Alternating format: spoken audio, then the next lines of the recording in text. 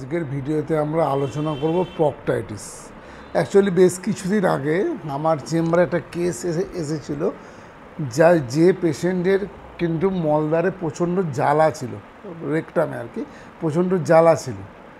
তা সেই বিভিন্ন রকম ওষুধ উনি খেয়েছেন, বিভিন্ন রকম ক্রিম উনি লাগিয়েছেন, অ্যান্টিপাইলস, ফিস্চুলার যে বিভিন্ন রকম ক্রিমগুলো হয়, বিভিন্ন ওষুধ হয়, কিন্তু কোনো কিছুতেই ওনার জ্বালা কিন্তু কমছে না। তা উনি আমার কাছে এসেছিলেন, আমি চেক আপ করে কিন্তু পাইলস, ফিস্চুলা কোনো কিছুই পাইনি। পরে যেটা মনে হলো যে এটা একটা প্রক্টাইটিসের জন্য হয়তো একটা বার্নিং সেন্সেশন বা পেনটা হতে পারে। আমরা ওনাকে প্রক্টাইটিসের ট্রিটমেন্ট করেছিলাম।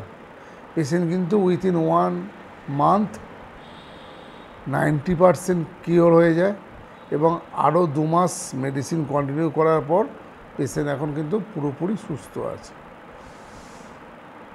তা এইটাই হচ্ছে আমার আজকে বলার উদ্দেশ্য, যে অনেক সময় আমরা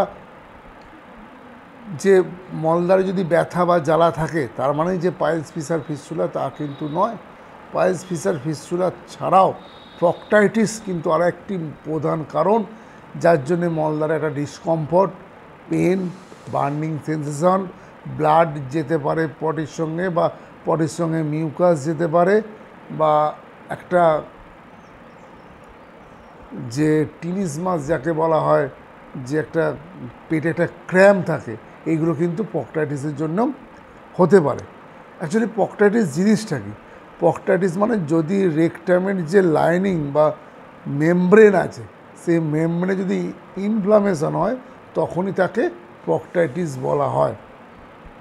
প্রক্টাইটিস বিভিন্ন কারণে হতে পারে, তার মধ্যে একটা হচ্ছে ব্যাকটেরিয়াল কজ হতে পারে, ফাঙ্গাসজনিত ইনফেকশনের জন্য হতে পারে, বা সেক্সুয়াল ট্রান্সমিটেড ডিজিজের জন্য হতে পারে, বা ইনফ্লেমেটারি বাওয়েল ডিজিজ যেগুলো আছে, যেমন আলসারেটিভ কোলাইটিস, কোনস ডিজিজ, তার জন্য হতে পারে, বা যদি ক্যান্সার থাকে তার রেডিয়েশন থেরাপির জন্যেও কিন্তু এই প্রবলেমটা বা প্রক্টাইটিস হতে পারে। এই প্রক্টাইটিসকে আয়ুর্বেদে সাধারণত পিত্তজনিত রোগ বলা হয়। ফলে পিত্ত প্রকোপজনিত ওষুধ যদি অ্যাপ্লাই করা হয় তাহলে কিন্তু পেশেন্টের রিলিফ খুব তাড়াতাড়ি হয়, এবং এর সঙ্গে কিছু নিয়মকানুন মানতে হয়, যেমন ঝাল, মশলা বা স্পাইসি খাবার পুরোপুরি বন্ধ করে দেওয়া হয়, টক জাতীয় খাবার বন্ধ করা থাকে, বেশি গরম খাবার যেন পেশেন্ট না খায়, বেশি রাত্রির পেশেন্ট যেন না জাগে, এই জিনিসগুলো দেখতে হয়। এর সাথে সিজবাত করতে দেওয়া হয়, যেটা কোমরে তা ডুবিয়ে গরম জল, তার সঙ্গে বিটাডিন বা এমনি সিম্পল গরম জলে বসলেও কিন্তু অনেকটা আরাম পাওয়া যায়। এছাড়া আয়ুর্বেদিক বিভিন্ন অ্যান্টি ইনফ্লেমেটারি যে ড্রাগগুলো আছে, গুগুল জাতীয় যে মেডিসিনগুলো আছে, সেই মেডিসিনগুলো দিলেও আস্তে আস্তে অনেকটা রিকভারি হয়ে ওঠে। এর সঙ্গে পঞ্চকর্মের মাত্রাবস্তি যে থেরাপি আছে, যে সেটা পেশেন্টের বডি টাইপ অনুযায়ী অয়েল চুজ করে, বিশেষত অ্যান্টি ইনফ্লেমেটারি অয়েল চুজ করে যদি দেওয়া হয়, তাতে কিন্তু পেশেন্ট 2 মাসের মধ্যে সম্পূর্ণ সুস্থ হয়ে নর্মাল লাইফে ফিরে আসে। আপনাদের যদি এই ভিডিওটা ভালো লাগে, ইনফরমেটিভ বলে মনে হয়, আপনাদের রিকোয়েস্ট করব ভিডিওটা লাইক এবং শেয়ার করুন, আমার চ্যানেলটা সাবস্ক্রাইব করুন।